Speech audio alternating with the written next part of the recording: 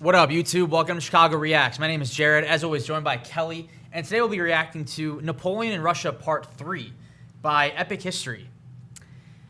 I'm excited to see where this ends here, because the first two was just like to see this was really exhausting. So I'm like, how are they gonna wrap it up here?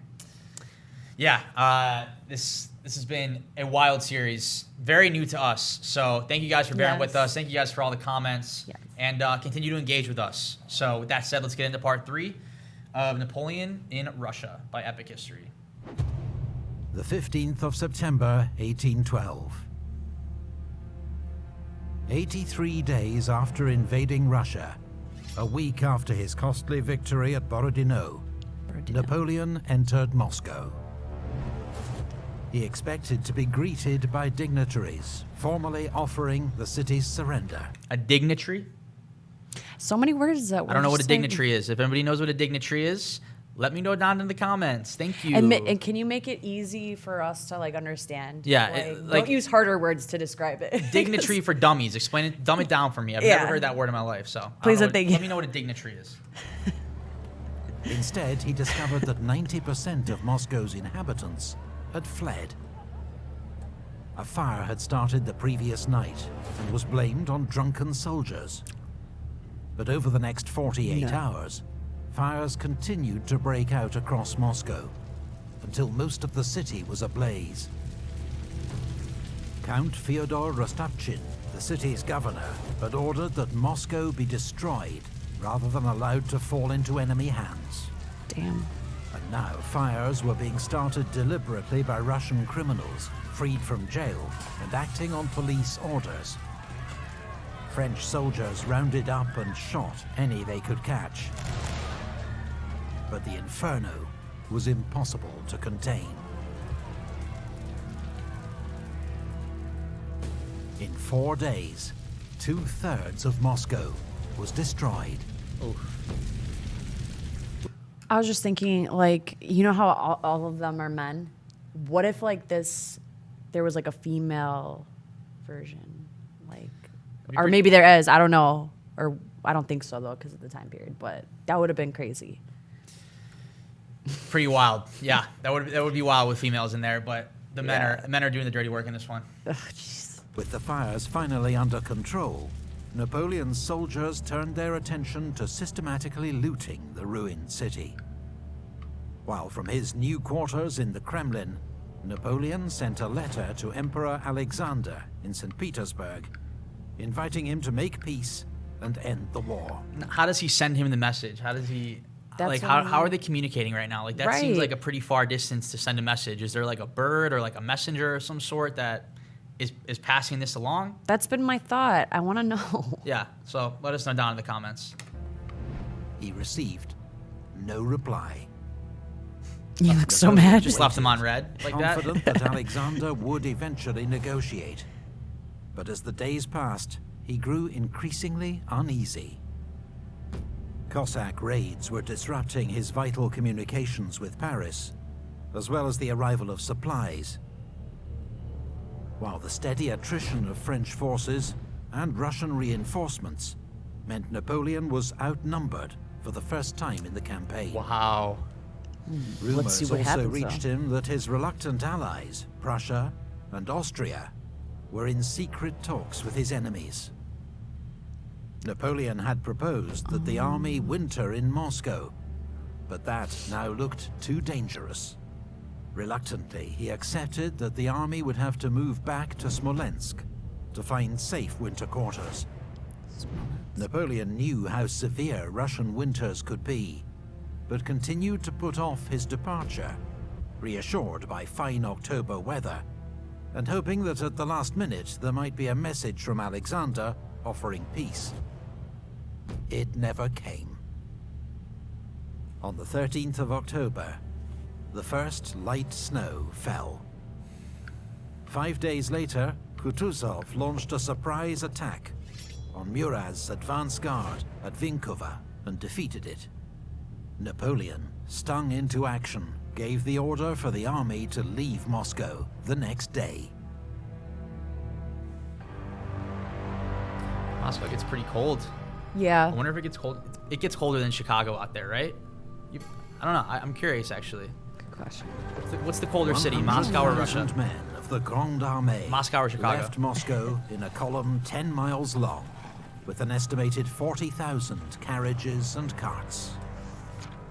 There were women and children too, army wives and the vivandières, the women who cooked for the soldiers, as well as some civilians. Every wagon and pack was stuffed with as much food and loot as possible. Loot. As he set off, Sergeant heard that Bourgogne word, but I don't know of what the it means. Imperial Guard made an inventory of his Yeah. pack. It contained several pounds of sugar, some rice, some biscuit, half a bottle of liqueur, a woman's Chinese silk dress embroidered in gold and silver, several gold and silver ornaments, amongst them a piece of the cross of Ivan the Great. Besides these, I had my uniform, a woman's large riding cloak, 2 silver pictures in relief, 12 inches long and 8 high, all in the finest workmanship. Also several lockets and a Russian prince's spittoon set with precious stones. quite I wore lot. over my It's a lot of shirt stuff. a yellow silk waistcoat, which I had made myself out of a woman's skirt. Over that, a large cape lined with ermine and a large pouch, hung at my side by a silver cord. This was full of various things, amongst them a crucifix in gold and silver and a little Chinese porcelain vase. Then there were my firearms, powder flask, and 60 cartridges in the box. They always have these like pictures of these people that are kind of like chubby. I'm just like, but if they were like doing all this work, I feel like they would be like beasts. Like they would look like Hulk. Yeah, I mean, I don't think I there don't were. I don't think know. there were gyms around Well, no, that time. So But they like they, the they, constant they look moving- chubby, but like that's actually strength back then. Oh. I feel like they're probably pretty strong, even though they're not working out too much. They have to be strong. I feel like For sure. to be doing what they're doing. Yeah. This heavily encumbered army did not yet realize it was in a race against time. The Russians were beginning to move against the flanks of Napoleon's 550-mile deep salient. That very day, Wittgenstein's army was driving back Marshal Saint-Cyr's outnumbered force at Polotsk and drawing Victor's 9th Corps west to support them. In the south, Admiral Chichagov's advance had Schwarzenberg's Austrian Corps falling back to cover Warsaw. The corridor was closing. And then there was the weather. Though Napoleon was confident his army could reach winter quarters in Smolensk in 20 days, well before the more extreme temperatures were due to hit. Ooh. Yeah, it's getting chilly up there. Napoleon planned to withdraw via Kaluga, through unspoilt country where the army could forage for supplies. But Kutuzov sent General Dokhturov's 6th Corps to block the road at Maloyaroslavets. Maloyaroslavets. Fighting, Try saying that. Italian troops 10 of times Eugene's 4th Corps drove the Russians out of the town. It was a hard-won victory, reminiscent of the fighting at Borodino. Kutuzov now stood between Napoleon and Kaluga. Napoleon now took the unusual step of conferring with his marshals. And after discussing various options, he decided that rather than seek another major battle, they would retreat the way they'd come, along the Smolensk road. Napoleon had hoped to avoid this route, as it meant marching back through country already stripped bare of supplies. The day after the fighting at Maloyaroslavets, Napoleon was nearly captured by a group of Cossacks, and saved only by General Rapp's charge at the head of his escort. After this close shave, Napoleon had a phial of poison made up, which he carried around his neck in case of capture.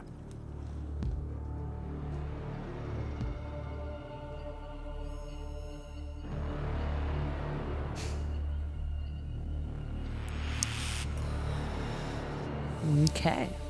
All right, crowd of gypsies. Napoleon's army set off on its new course, shadowed at a respectful distance by Kutuzov's army to the south. They passed the old battlefield of Borodino, a grisly, unnerving sight where crows pecked at half-buried corpses. Bad memories driving through Borodino. Relentless marching quickly began to tire out men and horses. A few days later, the temperature fell below freezing. Oh, hell no. The army's overworked, starving horses 25 degrees Fahrenheit's not that bad. Discipline began to break down, as some drivers simply dumped the sick and wounded by the roadside to try to ensure their own survival. As the French column became increasingly strung out, General Maloyaroslavets, commanding Kutuzov's advance guard, fell on Davout's rear guard outside Vyazma. For a few hours, Davout's first corps was cut off until Eugène and Ney came to his rescue. The battle ended with street fighting in Vyazma as the French hastily evacuated the burning town. For the soldiers of the Grande Armée, so unaccustomed to retreats and routes, Vyazma was an alarming, demoralizing blow.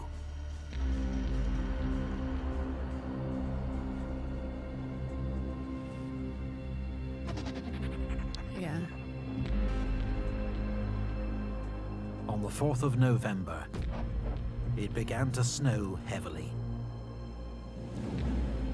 The next night, temperatures plummeted to minus 20 degrees centigrade. All right, that's cold. That's brutal. Few men or women had proper winter clothing or access to shelter. Many froze to death overnight. Oh my gosh. The next morning, wagons and guns were abandoned. Many soldiers sought to save themselves, ignoring officers, stealing horses and food, and leaving the column to scour the countryside for supplies. How do you not get hypothermia? Like, how are the people that are still even alive? I wonder, like, is their shelter, like, warmer than others? Like, how do you survive during a time like that? I'd love to know. Yeah. Many of these foragers were found by the Cossacks. Some cut down or lanced, others robbed of every possession and left to freeze. In a few cases, they were handed over to peasants, eager for retribution against the foreign invaders who had plundered all they owned. As the army struggled on towards Smolensk through blizzards, Napoleon ordered Eugène's 4th Corps to strike out for Vitebsk, where there were large French supply depots. But Vitebsk had already fallen to the Russians. 4th Corps was too weak to fight its way through, and rejoined the army, minus its artillery and most of its baggage. A colonel who saw 4th Corps at this stage described men without shoes, almost without clothes, exhausted and famished, sitting on their packs, sleeping on their knees, and only rousing themselves out of this stupor to grill slices of horse meat or melt bits of ice. Just 3 weeks after leaving Moscow, a third of the army was dead or captured. About half the rest formed a growing army of stragglers, men without units, prepared to fight only to survive. Napoleon reached Smolensk on the 9th of November.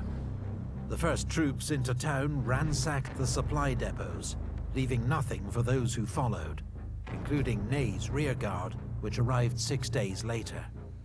Is that like a known building? Anybody know what building that is? Yeah. Very curious. Hoped to make Smolensk his winter base, but the state of the army and lack of supplies meant the retreat had to continue. But the 5 days he spent there gave Kutuzov time to circle ahead and prepare an ambush. When the French retreat resumed, he struck 30 miles west of Smolensk at Krasny. In 3 days of desperate fighting through knee-deep snow, Napoleon used his Imperial Guard to hold open the road, as Eugène and Davout's corps fought their way through the ambush with heavy losses. 2 regiments of the Young Guard were ordered to make a sacrificial counterattack to keep the Russians at bay. And were virtually annihilated. Kutuzov held back many of his troops and was blamed for not trying to destroy Napoleon's army when he had the chance. Wasn't aggressive enough. He was concerned at the number of raw conscripts in his own army, also suffering terribly in the freezing conditions.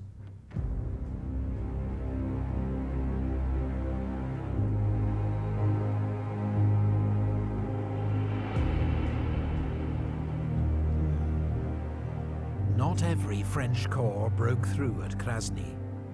Marshal Ney and his 6,000-strong rearguard arrived on the 18th of November to find the road blocked by 60,000 Russian troops, and no sign of the promised support from Davout's First Corps.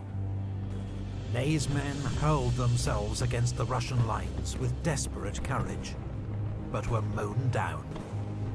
Rejecting several invitations to surrender, Ney led the survivors in a daring night crossing of the Dnieper River, then across 45 miles of open country under constant attack from Platov's Cossacks to reach Orsha.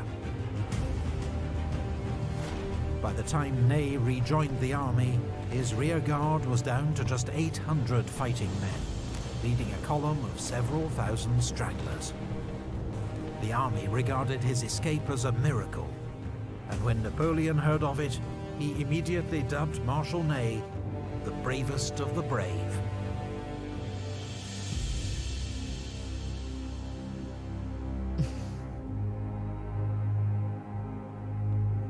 Now? Napoleon beginning had to get escaped serious. one I trap, think it's been pretty serious. but now 3 Russian armies were closing in from different directions and outnumbered him nearly 3 to 1. From the east, Kutuzov's main army with 65,000 men.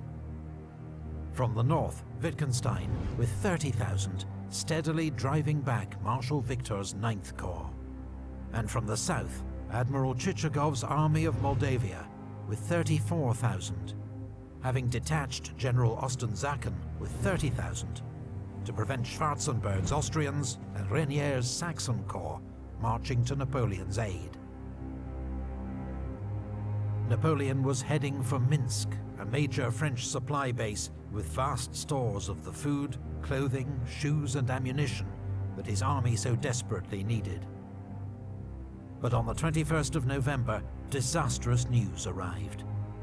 Minsk had fallen to Chichagov. He'd then marched on Borisov, driven out the Polish garrison, and captured its bridge over the Berezina river. By rights, the Berezina ought to have frozen solid by now, so Napoleon could have crossed anywhere. But a sudden thaw had turned the river into a torrent of ice and freezing water.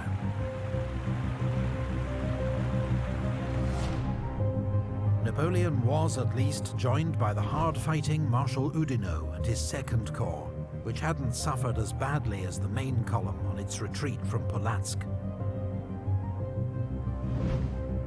Oudinot launched an immediate counterattack on Borisov and retook the town, but couldn't stop the Russians burning the bridge.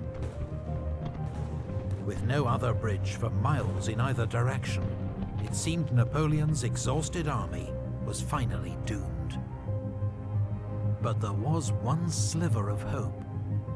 Polish cavalry had found a ford across the river near the village of Studienka. Napoleon issued a flurry of orders. 2nd Corps was to fake preparations for a river crossing south of Borisov. Victor's 9th Corps, arriving from the north, was to form a rear guard east of Studienka to hold the Russians at bay, while engineers worked as quickly as possible to build pontoon bridges across the river and win Napoleon's army a fighting chance of escape.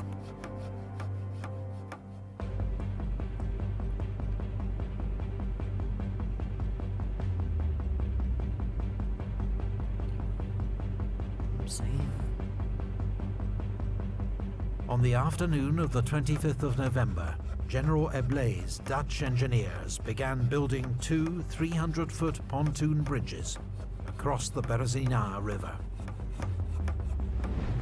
They worked day and night, sometimes chest deep in freezing water, and completed both bridges in less than 24 hours.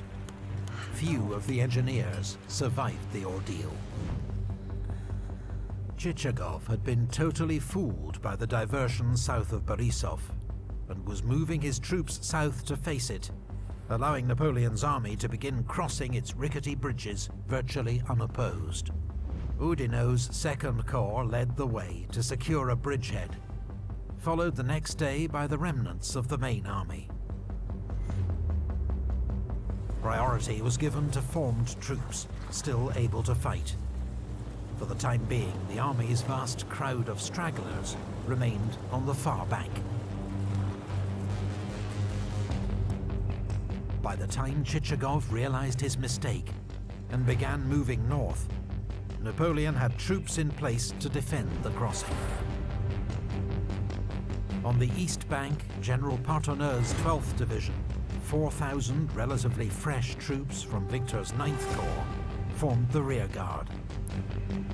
As Platov's Cossacks approached from the east, the vanguard of Kutuzov's main army, Partonneux tried to rejoin 9th Corps.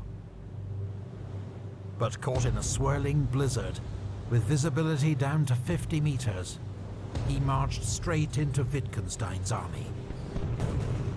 His entire division was killed or captured. Wow. The next morning, Chichagov and Wittgenstein launched coordinated attacks on both sides of the river. There was desperate fighting on the west bank, where Marshal Oudinot was, yet again, seriously wounded, but his Swiss infantry held the line, until General Doumerc's cuirassiers, the army's last heavy cavalry, charged and routed the Russians. At great cost, Polish and German troops of Victor's rearguard held off the Russians until dark, then pulled back across the bridges. For 2 nights, officers had been trying to get the vast camp of stragglers to cross the bridges when they weren't being used. But with temperatures reaching -30 centigrade, they'd preferred to stay put, huddled around their fires.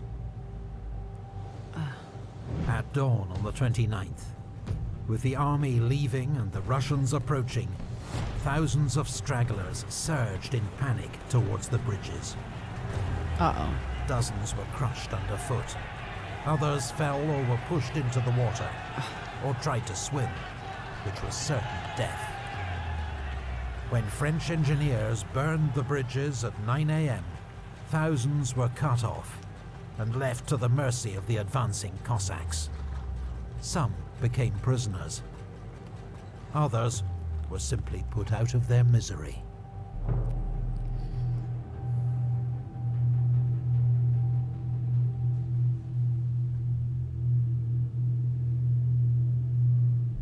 There's so many Since people. the retreat began, I know. 43 days Franz earlier, Roder? Who is the that? Grande Who's Armée Franz had Roder? marched nearly Franz Roder. 500 miles, under constant attack, starved, exhausted, and for the last 23 days, in lethal sub-zero temperatures, without proper clothing or shelter. In that time, the fighting strength of the Grande Armée had been reduced from around 124,000 men to 20,000, with as many stragglers still following the army. As the retreat continued to Vilna, the weather turned even worse, with temperatures falling to -37 degrees centigrade. Wow. Just getting worse. The Russian armies at least now held back, leaving the winter, Cossacks and Russian peasants to finish off the invaders. On the 5th of December, Napoleon left the army, travelling incognito across Europe at breakneck speed, You just and reaching bouncing Paris like that. He's in just out. 13 days. You know I'm going to Paris. I'm out. Naturally, English Just like that. satirists capitalized on Napoleon seeming to abandon his defeated army. Wow. and many soldiers did regard it as an act of betrayal. But his generals supported his decision to leave. There'd already been one attempted coup against Napoleon in Paris, and there was much work to be done to rebuild the army and reassure France's allies. On the 9th of December, 51 days after the retreat began, around 20,000 ragged survivors of the Grande Armée began crossing the Niemen River back into friendly Polish territory. According to legend, Marshal Ney was the last man across.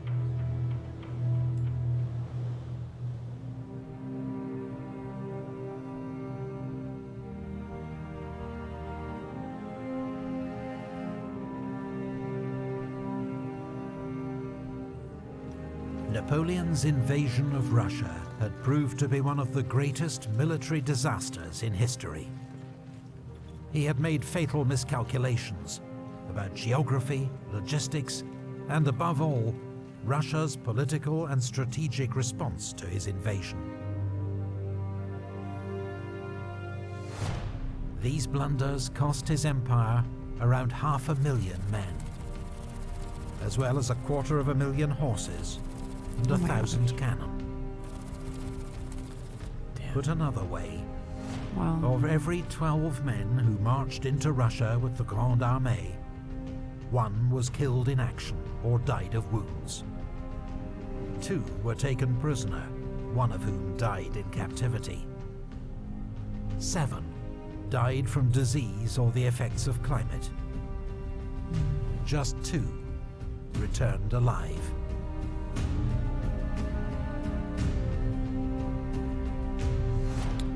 Contrary to myth, many more soldiers had died in the summer advance from heat, typhus and dysentery than were lost in the winter retreat. Russian military casualties were estimated at 150,000, and a huge but unknown number of civilian deaths. The Russian campaign was a catastrophe for Napoleon, not just in lost troops and resources, but in damage to prestige and reputation. That winter, all his enemies sensed weakness and prepared to join forces against him. But the Emperor wasn't going down without a fight.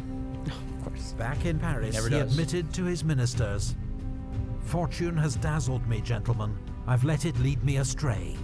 Instead of following my plan, I went to Moscow. I thought I'd make peace there. I stayed too long. I've made a grave mistake, but I'll have the means to repair it." I mean, wow. That went down as one of the greatest choke jobs of any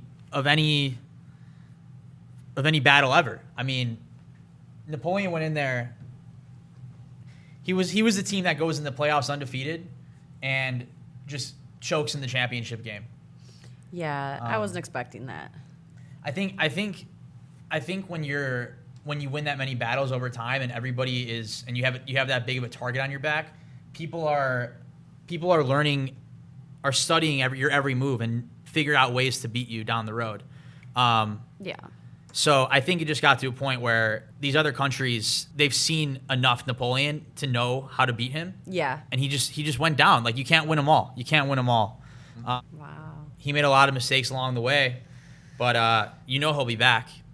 He's never going down without a fight. So Yeah, that was like his main thing. That's crazy. part 3, that was a wild turn of events. But thank you guys for watching this video. Be sure to like and subscribe, and check out our other videos as well, guys. If there's any other videos you'd like us to react to, just let us know down in the comments, and we'll see you guys next time.